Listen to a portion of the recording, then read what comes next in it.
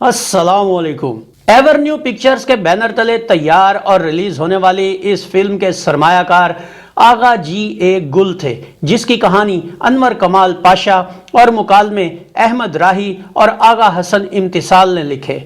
Film के हिदायतकार S.T. Zaidi थे। अक्सबंदी का काम वकार बुखारी ने किया। उर्दू जुबान की ये film ever new studio Lahore में तैयार की गई, जो 1971 में 59 नंबर पर रिलीज की गई और इस फिल्म का नाम था सलामे मोहब्बत।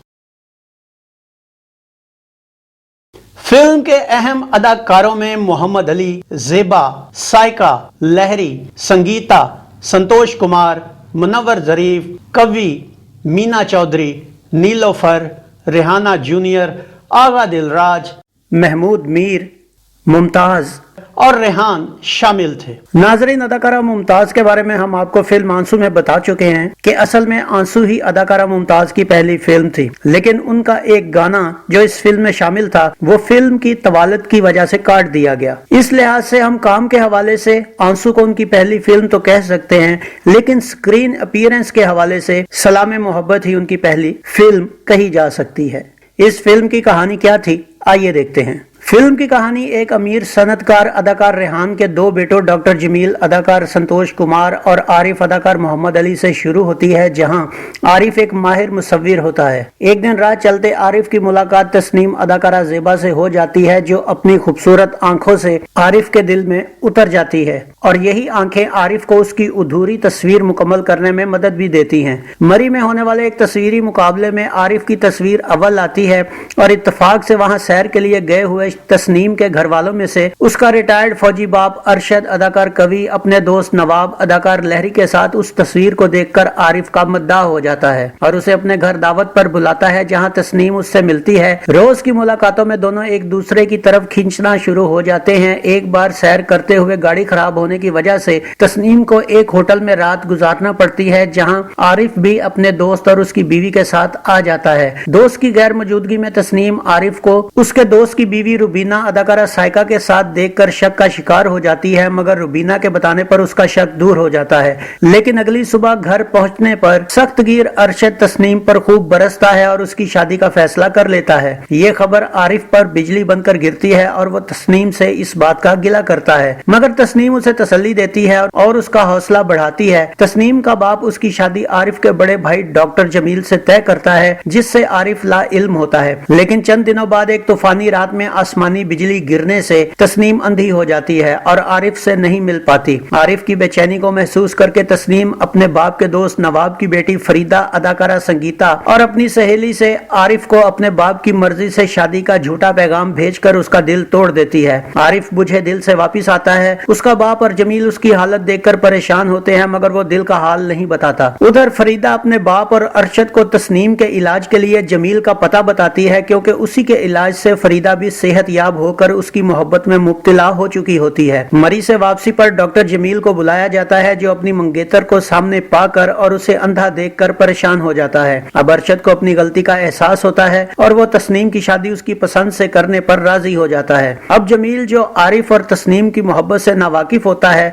तस्नीम के इलाज के लिए दिन रात खोज में लग जाता है। लेकिन एक दिन आरिफ उसकी टेबल पर तस्नीम की तस्वीर देख लेता है और जब उसे जमील और तस्नीम की मंगनी का पता चलता है तो वो अपने रवैये पर नादिम होता है। जमील के ये बताने पर कि तस्नीम को मुर्दा इंसान की आंखें लग सकती हैं, आरिफ एक खौफनाक फैसला करता है और कमरे से निकल जाता है। लेकिन इसी दौरान कमरे में आरिफ का दोस्त सज्जाद अदाकार महमूद मीर, जो आरिफ और तस्नीम की मोहब्बत और मरी में उनकी मुलाकातों का गवाह होता है, वो कमरे में आ जाता है और तस्नीम की तस्वीर देखकर जमील को सब कुछ बता देता है। यूं जमील पर सारी हकीकत वाज़ेह हो जाती है, लेकिन उस वक्त तक आरिफ जहर खा चुका होता है। जमील उसे हॉस्पिटल ले जाता है, जहां डॉक्टर कोशिश करके आरिफ को बचा लेते हैं, लेकिन अब जमील के सामने इम्तिहान होता है और यूं जमील तस्नीम की आंखों और उसे आरिफ से मिलाने की खातिर खुदकुशी कर लेता है। यूं जमील की आंखें तस्नीम को लगा दी जाती हैं, आरिफ बच जाता है और तस्नीम और आरिफ एक हो जाते हैं। इस फिल्म का म्यूजिक क्या था, आइए देखते हैं। मैडम नूरजहां, नसीम बेगम, अहमद रुश्दी और मेहदी हसन के गाए तमाम गानों की शायरी कतील शिफाई ने की, जिसका म्यूजिक ख्वाजा खुर्शीद अनवर और रशीद अतरे मरहूम ने तरतीब दिया। 8 गानों पर मुश्तमिल इस फिल्म में मैडम नूरजहां के सुन पगली पवन सुन उड़ती घटा मेरे अंग अंग में, ये गीत अदाकारा जेबा पर पिक्चराइज हुआ। सुन पगली पवन सुन उड़ती घटा मेरे अंग अंग से हर उमंग से, कुछ आवाजों के साए मेरी खोज में हैं, ये गीत भी अदाकारा जेबा पर अक्सबंद किया गया।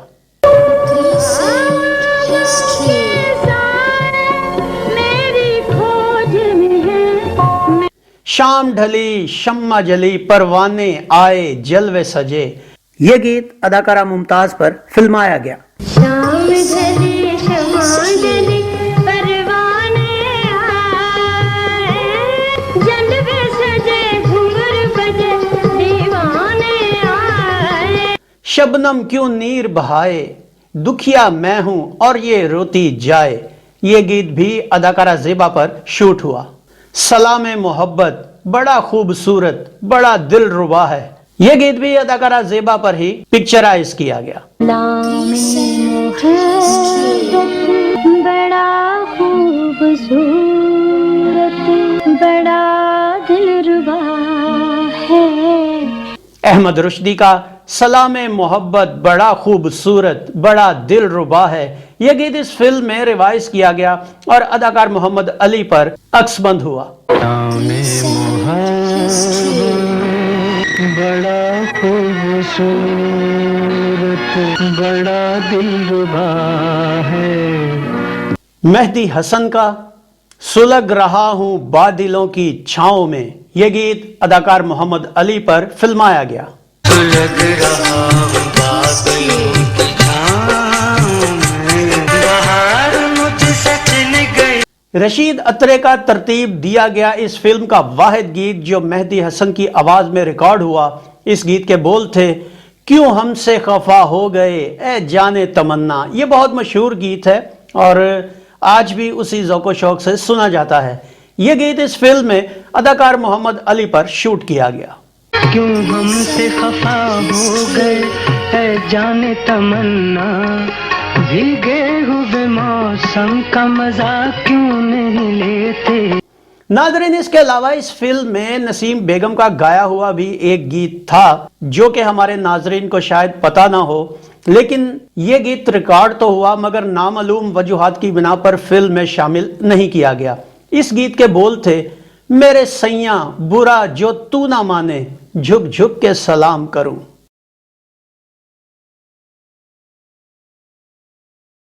नाजरीन, इस फिल्म के हवाले से आपको एक और बात भी बताता चलूं कि इस फिल्म की तैयारी 1967 से पहले शुरू हो चुकी थी और रशीद अत्रे साहब ही इस फिल्म के बाकायदा मौसीकार भी थे, इसीलिए इसका पहला गीत उन्होंने तैयार किया। लेकिन 1967 में उनकी वफात के बाद इस फिल्म की तैयारी का काम रुक गया और इसमें दिलचस्प बात यह भी है कि इस फिल्म के हीरो पहले मोहम्मद अली नहीं बल्कि वहीद मुराद थे। 1966 में इस फिल्म का पोस्टर जारी कर दिया गया था और शायद ये फिल्म 1967 में ही रिलीज हो जाती, लेकिन रशीद अत्रे एक गाना तैयार करने के बाद वफात पा गए। उसके बाद मोहम्मद अली और जेबा की शादी का मसला शुरू हो गया, जिसकी बिना पर वहीद मुराद को इस फिल्म से कट करना पड़ा और उनकी जगह मोहम्मद अली को लिया गया। इसी तरह इस फिल्म की मौसीकी का बाकी काम ख्वाजा खुर्शीद अनवर के सुपुर्द किया गया और यूं ये फिल्म बमुश्किल तैयार होकर 1971 में रिलीज हुई। ये फिल्म 6 अगस्त 1971 बरोज जुमा पाकिस्तान भर में रिलीज हुई।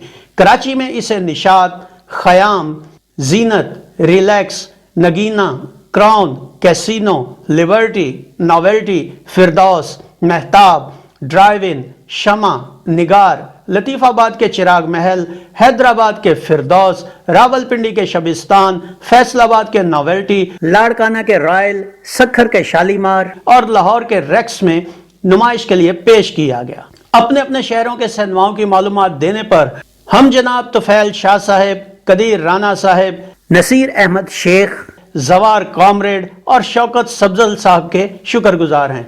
शौकत सब्जल साहब, अगर आप इसी तरह कंटिन्यू कराची के सिनेमाओं की मालूमात देना चाहते हैं तो वेलकम, लेकिन अपनी डीपी ज़रूर लगाइए। कराची में इस फिल्म ने 25 हफ्ते के बाद सिल्वर जुबली मुकम्मल की, मगर बकिया सर्किट में इसकी परफॉर्मेंस इंतहाई हल्की रही। खैर, इतनी ज़्यादा भी नहीं। इस फिल्म ने एक काम ज़रूर किया कि फिल्म साज का नुकसान होने से बचा गई, یوں یہ فلم سال کی 11ویں اوسط فلم قرار پائی اور پاکستانی فلمی ماضی کا حصہ بن گئی۔ تو یہ تھا فلم سلام محبت کا ایک مختصر ریویو۔ امید ہے آپ کو ہمارا یہ ویڈیو پسند آیا ہوگا۔ گلفام کو اجازت دیجیے، اللہ حافظ۔